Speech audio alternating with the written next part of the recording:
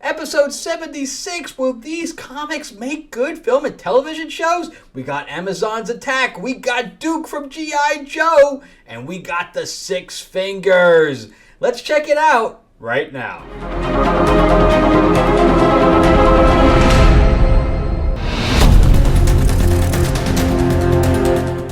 Alright, thank you so much for coming back to the channel and hearing me tirade about movies and television shows and comics. And board games on an occasion as well. Although my computer on my laptop's just not picking up my my stuff lately. So I don't know. I tried to do Larcana twice and was not able to get a non-corrupted thing out of the camera. So we'll see what happens with that. But again, I am your host, Frank Zanka. I'm an award-winning screenwriter, novelist, and comic book writer. And if you want to check out anything that I've written, of course, I am on Amazon. But also, you're also in luck because I have Lords of L.A., my vampire mob set in 1950s, is on late pledge right now on Fund My Comic and on Indiegogo. The link below has the Fund My Comic link in it, so check that out. I have about 9 or 10 pages left to do, and then we're done with the 48 pages for the second issue. Of course, you can get number 1 as well.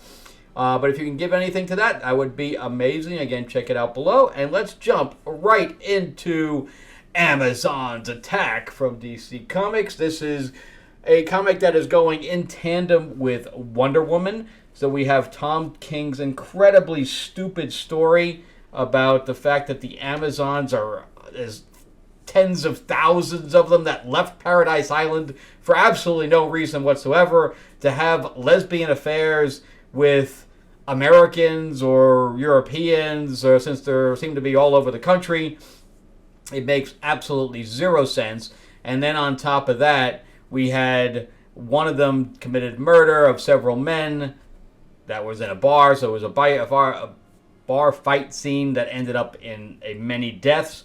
So because there was one killer, every Amazon has to leave. So Wonder Woman has now kicked into gear, and instead of trying to be a diplomat as she is, went into battle with the entire forces, the army forces of the United States. So yeah, we have all that stupid stuff going on. But in the meantime, we do have Nubia that was trying to be a diplomat and was attacked, and Yara Flor ended up showing up, which was silly because Yara Flor and Faruka both showed up. They are heads of their own different divisions of the Amazons, with Nubia being the main head. And they ended up in a very secure building. They're just running around with weapons and stuff like that. And then you had Mary Marvel pop up as well. And then we have Hoppy, which is her rabbit, who acts like Lockjaw from the Inhumans in Marvel, where he can teleport. Okay. Or open portals in this case. Not so much teleport, open portals. The same thing, though. It's used for transportation. So we start out with this family that is watching television. And they're saying how dangerous Amazonians are. Now, aside from their height, you couldn't really tell what an Amazonian would look like. They're all the same as us, except for that they're a little taller. So what? You're going to start, beating up basketball players, female basketball players? It's just silly. So we start out with, but that's important. Them watching television and saying how dangerous Amazonians are is important for later on. The scene where Yara Flor is controlled by the apple, and she puts her hand over the mouth of Mary Marvel so that she can't change, and they thud to the ground. That would kill Mary, just FYI, because she's not superhuman at this point. So I'll bring that up later again. So meanwhile, Nubia is in her dream state, and she's having nightmares and stuff like that about that she's not good enough as a queen, and Hippolyta's in her dream and stuff like that. But meanwhile, they get captured by Peacemaker, and Farouk is there. Peacemaker is like, lady, she's like, your name is Peacemaker. You're not supposed to wage war. And he's like, lady, I make peace by killing everyone. What What part of this don't you get? I'm not peace negotiator. I'm peacemaker. So I thought that was pretty funny. And so she tries to go for her weapon and, calls Hoppy to help her. But they grab her arm, etc. So she can't do anything. And then we jump into Nubia in her dream state talking to this guy. I don't know if it's a guy or a girl in this big, whatever getup that is, with Hippolyta. And then we have, Hercules show up. And Hercules is kind of mirroring whatever Peacemaker's saying at this point. So that's how the two are linked, is by Peacemaker and Hercules. And you can even see over here that their faces are kind of split. So she eventually gets out of this dream state by kind of hitting one, and then she wakes up in the bottom. And Peacemaker immediately sees her eyes open, and she's like, yeah, see, I thought that you were, not kind of faking it. But the weapon that Faruka was actually pulling was not a weapon, it was the baby carrots, which is what Hoppy needs. He needs energy to be able to open portals, so she was trying to get him fed, which he does, and then he's like, woohoo! And he opens a portal, and he starts bouncing them all over the place. So we have Nubia, headbutting, and they're dropping through portals, and they're going throughout the whole world. Anyway, they're popping up to Europe, etc. And so Nubia has him in a headlock. So we get a little bit of a good fight scene. It's always good to see Peacemaker kind of get his ass kicked once in a while. I'm not a big fan of that character. He's not a good guy, so he's really a villain. So again, we're popping all over the place, and his gun drops, okay? And this is going to be what links the beginning, okay? So a child picks up Peacemaker's weapon, and he shoots Nubia. And then the portal opens, and they get out of there again. And just keep in mind that the little girl is behind the little boy. And we got the artwork's pretty decent as far as that's concerned. Look, she's crying as she's falling through the portal. So I think that was pretty good. So they finally fall, just the two of them instead of Peacemaker being with them.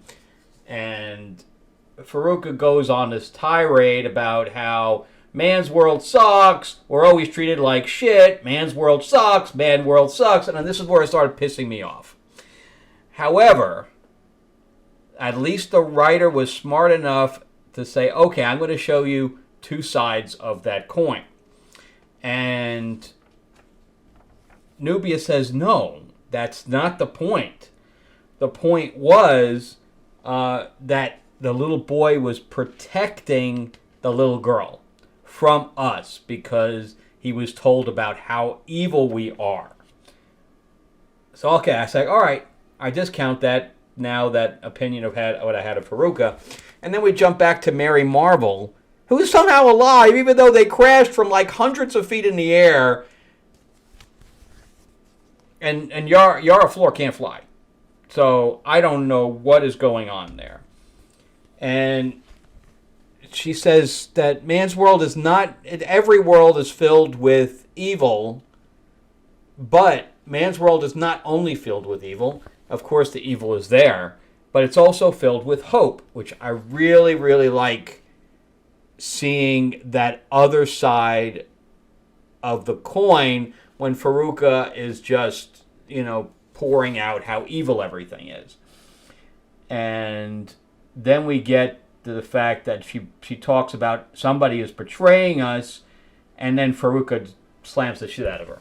So I don't know what's going on there, if she's being controlled by the apple, or if she really was the betrayer the entire time, and she was trying to get a gauge on Nubia, but once she started spewing all this positive stuff, which is something that Wonder Woman would do, now Mary and Nubia are tied up, and they're tied up, and there's only one issue of this left.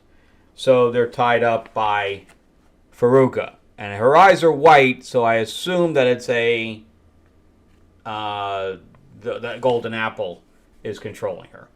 So I really like this. I think this is really good, and as I said in my previous versions of the review of this story, the characters together are awesome.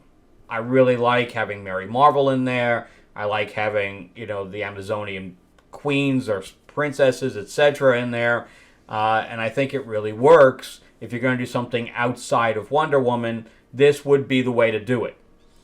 And having an all-girl team that doesn't rely on feminism, because yes, Farouk is going down with the patriarchy kind of thing, but then you see the other side of Nubia saying, yeah, but there's plenty of good stuff there too, and I like that. I like that message, and I like the team, and I like the characters. And I know that James Gunn was looking to do like a Game of Thrones in the Amazon kind of layout. And I think that could work if you did these type of characters in there. I think that you would have to have other characters in there, like not just Amazonian. You'd have to mix it up a little bit. So... but anyway, that's why I like having Mary Marvel in there, or if you had Vixen show up, or you've had whatever. I think that could help the story along as well. All right, so let's move on to Duke. So I am a big fan of G.I. Joe. I am not liking the Larry Hama. I dropped it completely. The Real American Hero one. I didn't like that everybody was a division of, or an offshoot, or a clone of Snake Eyes. I thought that was really silly and lazy writing. And then on top of that, the first issue had zombies in it, and I'm like, I'm out of here, man. I'm out. This is horrible. So I walked into Duke feeling like this was going to be shit, and then I loved it, and I'm liking Cobra Commander 2. I'm not a big fan of the art in here. I know some people do like it. I think it's very loose, which loose artwork for me doesn't really work. It's not my style that I like. So we start out with Major Blood. I like the fact that his helmet's on the ground and he's got that big gun, etc. And anyway, they're going to invade the pit because Duke is in there. I don't think they know Baroness is in there, but Baroness is in the cell next to him. And the reason that Duke is in there is because he saw Starscream kill the rest of his group as they were, in the air. They were in planes, and Starscream, who was a Transformer, screwed them all up and then killed them, squished them in his hand. And nobody believes him, so he's going after Starscream on his own. But we're on issue 3. I think there's only 5 issues, and we've not seen Starscream again. But anyway, so Baroness is like, yeah, we can get out of here. Let's get out of here. And Clutch is down there going, yeah, lady, he's not going to answer you. And he's like, I know who you are, Baroness. And he tells her entire life story. And she's like, how do you know that? And she's like, I know everything. And he just tells her to shut the hell up. And then the rest of the book I don't know if you've seen Cop Shop, but the rest of the issue reminds me of that. But anyway, here's the Starscream thing where he's, thinking back to that whole group, drives up to the thing, and Stalker's there going, what the hell? Where it says, we're about to have company, because he sees the dead people in the front seat. The helicopters are coming. They're starting to jettison out of it and patrol down. This is all of Major Blood's guys. What do you call them? He just tells them to kill everyone, the Bloodhounds. Interesting. So these guys are hearing all the gunshots, even though they're, several lows below. There's explosions coming up. Rock and Roll goes, we got to get you guys out of here. And then he gets blown up, and they get out because Rock and Roll brings them out. But the Baroness is like, you can't leave me in here, which is exactly kind of what happens in Cop Shop. And so it's like, who do you trust? And, he gives her a weapon to help them, which is scary that they gave Baroness a weapon. But Major Blood hits Duke in the back of the head, and I guess there's something that he needs from Duke, some information, and he's like, "You're going to give me that information." I'm trying to remember what it was, but yeah, so he shoots him, and this is the weird part. She shoots Major Blood in the head, and then points the gun at Duke. You cannot kill off Major Blood. You can't kill him off. That's wrong. You can't kill off one of the major characters. So I don't know. I don't know what's going on. If she grazed him, or it looked like it was right to the middle of his head, but I don't know, unless they're going to clone him or whatever. So yeah, this is basically Cop Shop. So if you've seen that movie. Not a whole lot happens in this issue, but I like it. I like the dynamic between the characters. I like that the bad guys are not pushovers and all that stuff. But I can't imagine how they're going to wrap this up in 2 issues with the Starscream thing. It's just, I don't know how it's going to work. I would love to see a new G.I. Joe movie that's decent. And the guy from Snake Eyes, the ones that plays Storm Shadow, is in the new Netflix, though. It's a Cinemax show, but it's on Netflix, the first 3 seasons, called Warrior. If you haven't seen it, check that out. I'm probably going to do a review once I finish all 3 seasons. I think it's excellent. So anyway, we got, just jump into the Six Finger. This is, I forgot the name of the other one, The Hand or whatever. Let's see what the name of the other one was. The One Hand? Yeah, it's called The One Hand. And so this is the sequel of it, but it's got a completely different name, a different writer, everything. And we're seeing it from the villain's point of view, or the serial killer's point of view. And I don't know if I find that interesting or not. Because now you just ruined the mystery of who this person was. This should have been in the main book. But anyway, he's the killer. It takes place in the future, so it's kind of Blade Runner-y. And he puts marks, these weird marks on the wall, and then puts a handprint there. But the guy who was investigating it saw an extra finger print. He got an extra dot, and he's like, I think this guy has an extra finger. So this is about, so that, like I said, there's all these, it's this page, all these things symbols are on the wall, and after he commits a murder. And, he basically sticks all their body parts, he cuts their body parts over and sticks them together. Then we get this flashback of him trying to get a grant from this school to go out and go do an archaeological dig for a arrowhead that his father had found, and it's from a metal that is unrecognizable. And they're like, I know it's expensive, blah, blah, blah. But then he says, look, I have all the numbers, and he opens up the binder, and there's nothing there. He forgot to put, and he says, fuck! Fuck! But he forgot to put the paper in there, so it was his own fault, so he didn't get anything out of it. And you can see kind of the futuristic city in the background there. And he works in a nuclear plant kind of thing. I guess kind of like Homer Simpson. But when he gets to work, he's supposed to get off early because he's got to go to his girlfriend's thing he's got a gallery opening or something like that she asked him to get off early. And when he gets there, there's a whole bunch of, you can swim in the thing because there's some kind of filter problem. And he's like, oh man, I'm supposed to get off work early today. And he's like, I'm going to go fix it. And they're like, well, the bots are going to come and drag you out, blah, blah, blah. And he's like, yeah, but I'm not waiting. He puts a suit on, and he goes in there, and, the fan, he just kind of kicks the fan, and the fan starts going, and it drains what was ever on the floor. And so, the bots, of course, do wade in there and grab him just like they said he would.